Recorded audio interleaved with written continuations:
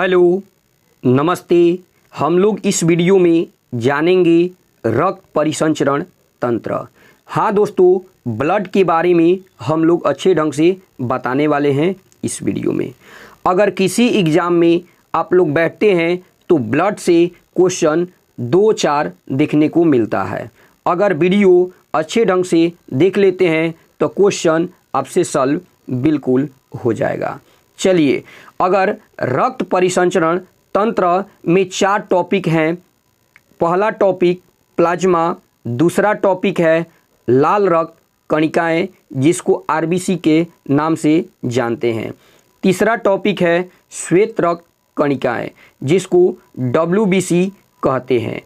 चौथा टॉपिक है प्लेटलेट्स। अगर चारों टॉपिक को अच्छे ढंग से देख लेते हैं तो बिल्कुल ब्लड चैप्टर आपका कंप्लीट हो जाएगा। चलिए हम लोग आगे की ओर बढ़ते हैं। रक्त का संगठन मानव वयस्क में कुल 5 से 6 लीटर रक्त होता है। मानव वयस्क में कुल 5 से 6 लीटर रक्त पाया जाता है जिसका पीएच मान 7.4 होता है।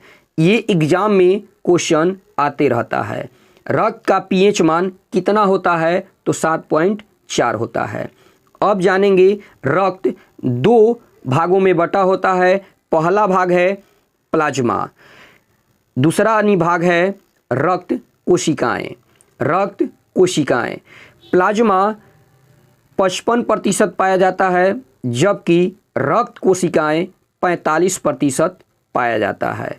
ठीक है। अगला टॉपिक है रक्त का संगठन। ये 4 टॉपिक जिसमें आते हैं। पहला है प्लाज्मा, दूसरा है लाल रक्त कणिकाएं, तीसरा है श्वेत रक्त कणिकाएं, चौथा है प्लेटलेट्स। अगर चारों को अच्छे ढंग से देख लेते हैं, जान लेते हैं तो बिल्कुल आपसे क्वेश्चन सॉल्व हो जाएगा। देखिए, रक्त का संगठन आपको बता दिए हैं कि मानव वयस्क में कुल 5 से 6 लीटर रक्त होता है जिसका पीएच मान 7.4 होता है। ब्लड 2 प्रकार के होते हैं। पहला प्लाज्मा जो 55% होता है जबकि रक्त कोशिकाएं 45% होता है।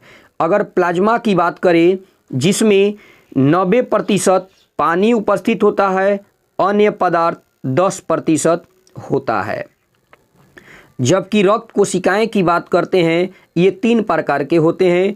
पहला आरबीसी, दूसरा डब्ल्यूबीसी, तीसरा प्लेटलेट्स। अगर आरबीसी सबसे अधिक मात्रा में उपस्थित होता है जबकि प्लेटलेट्स इससे कम मात्रा में रहता है और सबसे कम डब्ल्यूबीसी होता है। कहाँ पर तो रक्त कोशिकाएं में। ये आप लोग अच्छे ढंग से समझ लिए होंगे। आगे देखिए, फाइब्रिनोजेन प्रोटीन, ये कई बार क्वेश्चन आते रहता है। जो प्रोटीन पाया जाता है ब्लड में तो फाइब्रिनोजेन प्रोटीन होता है। ये रक्त का थक्का जमाने में मदद नहीं करता है, यानी रक्त को जमने में मदद नहीं करता है। कहीं कट फट जाता है, अगर ब्लड निकल रहा है तो जम नहीं रहा है तो फाइब्रिनोजेन प्रोटीन की कमी के वजह से ही आपका नहीं जम रहा है। और क्या करता है, दूसरा टॉपिक है ताप नियंत्रित रखता है। कौन तो फाइब्रिनोजेन। और तीसरा टॉपिक है घाव को भरने का काम करता है। कौन तो फाइब्रिनोजेन का काम है। अगला टॉपिक हम लोग समझेंगे आरबीसी। पहला टॉपिक है आरबीसी जिसको हिंदी में कहते हैं लाल रक्त कणिकाएं, जिसको इंग्लिश में कहते हैं रेड ब्लड सेल। रक्त में 90% होती है आरबीसी। क्या बोले, आरबीसी की मात्रा 90% होती है ये ब्लड में। इसका जीवन काल कितना का होता है तो 120 दिन का जीवन काल होता है। निर्माण कहाँ होता है? तो अस्थिमाजा में, जिसको इंग्लिश में बोन मैरो कहते हैं। इसका मृत्यु कहाँ होता है? तो प्लीहा, इसको स्प्लीन के नाम से जानते हैं। आरबीसी का कब्रिस्तान भी कहते हैं प्लीहा को। देखिए आपका फोटो में उपस्थित है स्टोमच, ये पेट है, पेट के बगल में ही रहता है स्प्लीन। स्प्लीन में ही ये आरबीसी का जीवन काल ये समाप्त हो जाता है। चलिए अगला ने टॉपिक हम लोग समझेंगे आरबीसी। जो आरबीसी में आपको बता दिए हैं कि रक्त में 90% होती है कौन? तो आरबीसी। इसका जीवन काल 120 दिन का होता है। निर्माण अस्थिमाजा में होता है, जबकि आरबीसी का कब्रिस्तान प्लीहा को कहते हैं। इसका अच्छा काम क्या है? इसका काम ऑक्सीजन और कार्बन डाइऑक्साइड का संवहन कराना। संवहन का मतलब आदान प्रदान कराना। जो कौन करता है? तो आरबीसी का काम है ऑक्सीजन और कार्बन डाइऑक्साइड का संवहन कराना।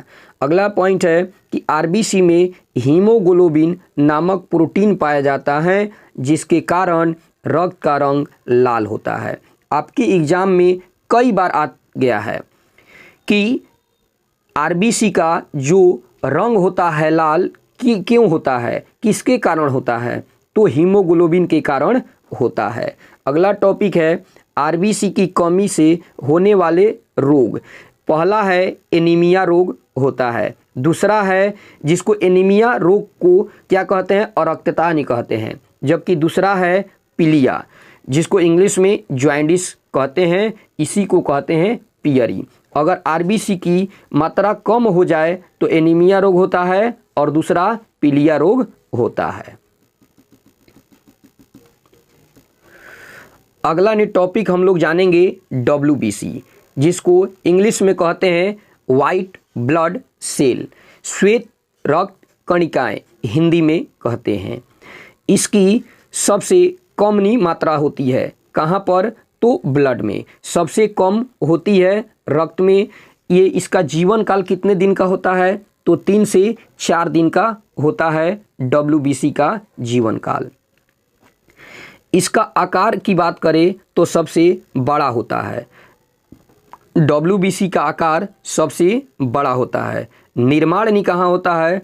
तो बोन मैरो में, जिसको अस्थिमाजा कहते हैं। इसका मृत्यु कहाँ होता है? तो रक्त में ही इसका मृत्यु हो जाता है। इसका काम क्या है? तो इम्यूनो सिस्टम, जिसको प्रतिरोध क्षमता को बढ़ाता है। कौन? तो WBC। रोगाणुओं से रक्षा करना इसी का काम है।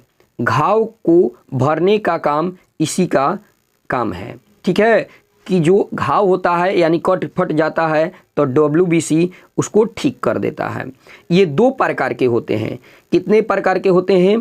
तो एक लिम्फोसाइट, जो लिम्फोसाइट वो श्वेत रक्त कणिकाएं हैं जो बीमारियों से बचाता है। कौन? तो लिम्फोसाइट। जबकि दूसरा है मोनोसाइट्स, जिसको लार्जेस्ट सेल और बॉडी के नाम से जानते हैं। इसका काम है जो घाव को भरने का काम नहीं करता है, मोनोसाइट्स करता है। ठीक, अब नहीं है कि WBC कमी होने के कारण कौन सा रोग होता है। अगर WBC कम होगा तो कौन सा रोग होगा? तो 2 रोग होते हैं। पहला एड्स और दूसरा होते हैं जो एड्स HIV वायरस के कारण होता है, जिसमें ये HIV वायरस होता है। ये भी एग्जाम में क्वेश्चन पूछते रहता है कि एड्स कौन सा ये कणिकाएं के वजह से होता है। तो WBC की कमी के वजह से एड्स होता है। जबकि दूसरा ब्लड कैंसर होता है। क्या होता है? Blood cancer. देखिए इसमें पॉइंट है, नोट क्या कहता है?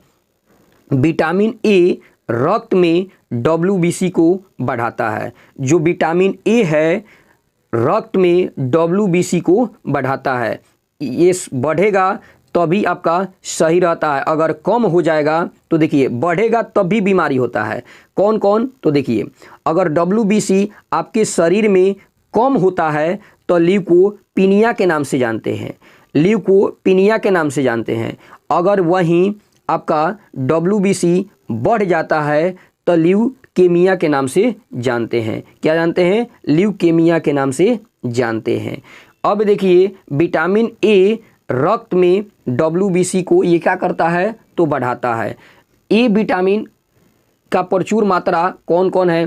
तो गाजर खाइएगा तो विटामिन ए मिलेगा, जबकि दूसरा है सेव खाइएगा मिलेगा, पालक खाइएगा तो मिलेगा विटामिन ए। ये भी आप लोग टॉपिक को अच्छे ढंग से समझ लिए होंगे। अगला ने टॉपिक है हम लोग का जो प्लेटलेट्स है।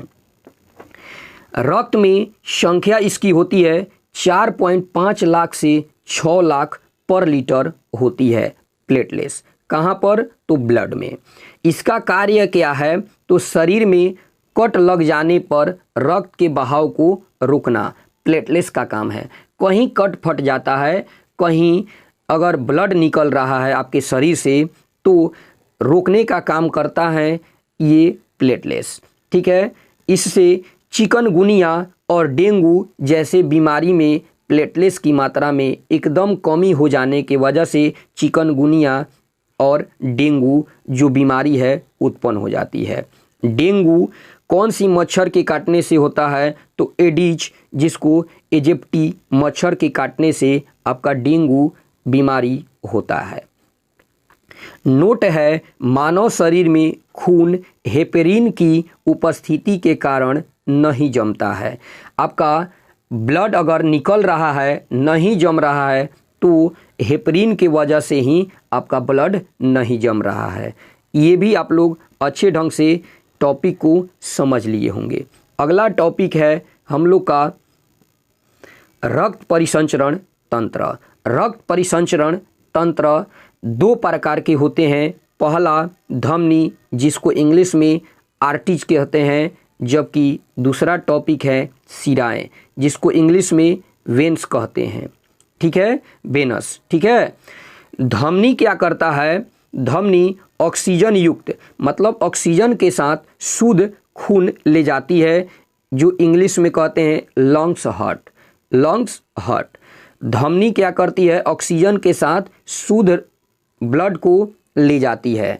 अपवाद में है पल्मोनरी, धमनी अशुद्ध रक्त को ले जाती है, जिसको इंग्लिश में कहते हैं ऑर्गन लंग्स, जो अशुद्ध रक्त को ले जाती है। कौन? तो पुल्मोनरी। ठीक है। आगे है शिराएं। शिराएं क्या करती है?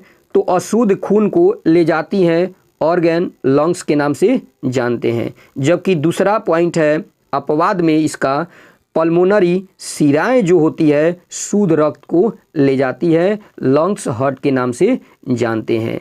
यही हमारा चैप्टर कंप्लीट होता है। वीडियो आपको पसंद आया है तो वीडियो को लाइक कीजिएगा, शेयर कीजिएगा। चैनल पर नए होंगे तो चैनल को सब्सक्राइब कर दीजिएगा। तब तक के लिए जय हिंद दोस्तों, नमस्ते, नमस्कार।